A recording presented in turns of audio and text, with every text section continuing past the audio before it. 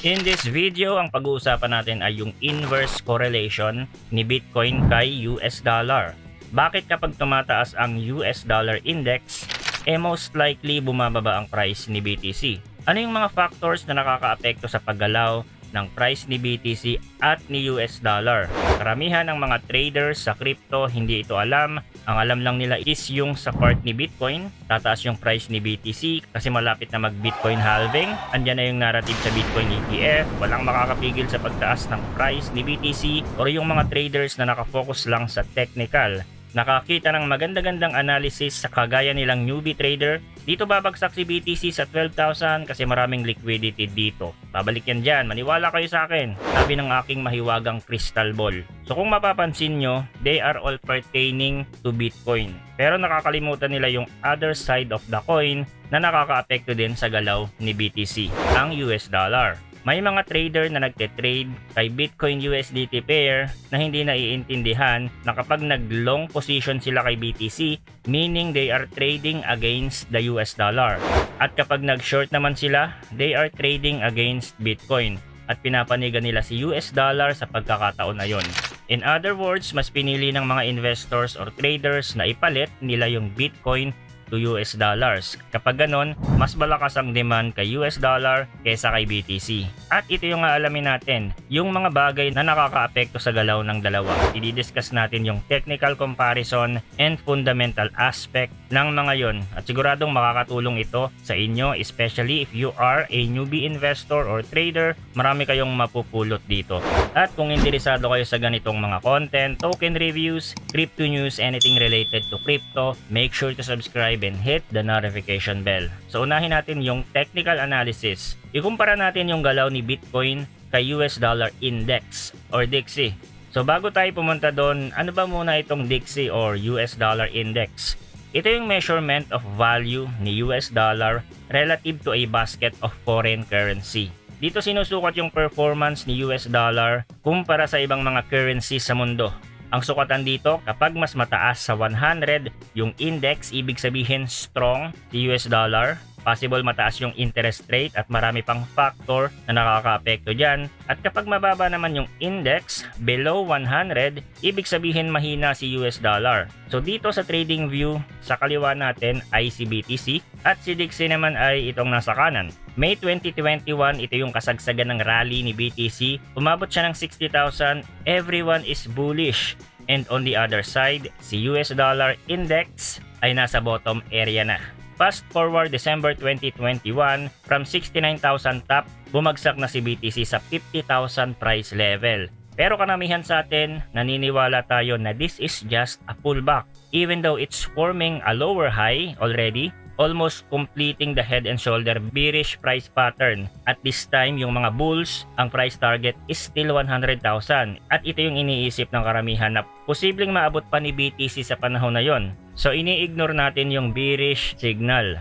At ang paniniwala natin, it will continue. Pero kung titingnan natin si DXY noong panahon na yon, nagrarally na siya. Meron na siyang consistent higher high and higher low, sign of strength sa US dollar and sign of weakness kay BTC. Meron na tayong mga signs na the bull market is over for crypto, bear market is waving, and the rally for US dollar ay nagsisimula na. At kung alam natin itong mga to, well, mas magiging maingat tayo at hindi magpapadala sa iba't ibang religion or paniniwala ng iba. Ano naman ang nasa likod ng rally na ito ni DXY? Walang iba kundi ang inflation. Kasi December 2021, nasa 7% na ang inflation ng US. Although ang Fed hindi pa nagtataas ng interest rate at that time, pero ito yung anticipation phase. Kaya nagrally na si US dollar index. At siya namang pagbaba ng price ni BTC. And during 2022 rally ni DXY, ito yung tuloy-tuloy na pagtataas ng interest rate sa Amerika. Siya naman yung tuloy-tuloy na pagbagsak ng price ni BTC. November 2022, na-hit ni DXY yung market up. November 2022, na-hit ni BTC yung market bottom. Paunti-unting bumababa si DXY from the top at paunti-unti naman umaangat si BTC from the bottom. Pero meron tayong breakout dito. At meron din tayong breakout sa structure ni BTC dito, pababa nga lang. Remember, 100 above pa din si DXY. Nagpapakita na malakas pa din ang US dollar. at wala pang balak mag-cut ng interest rate ang Federal Reserve. Kaya nga ganito lang ang reaction ng price ni BTC at ni US dollar. Kasi kung magkakat ng interest rate ang Fed, meaning they already defeated the inflation, then hihina na ulit si US dollar kasi magsisilipatan na ang mga investor sa mga risk asset including Bitcoin simula ng quantitative easing. At kung titingnan natin yung history of Fed fund rate during 2016 bull market to 2017, ang interest rate lang ay below 2%. Mababa lang. Ito yung time ng Bitcoin halving. Konti lang din ang mga institutional investors na nagpa-participate during that time. Wala pa si Michael Saylor. And then 2018 bear market, tumataas pa din yung interest rate. Lumagpas lang ng above 2%. Tapos, nag-cut na ng rates. Ito na yung COVID-19 era. Kailangan na nila mag-print ng pera. And then, Bitcoin halving again, pero dahil nga halos 0% ang interest rate, it result to a full-blown bull market. Dahil sa dami ng naiprint na pera, tumaas ang inflation, kailangan nila ito kontrolin. 2022, sunod-sunod na ang pagtataas ng interest rate at nandito na tayo ngayon.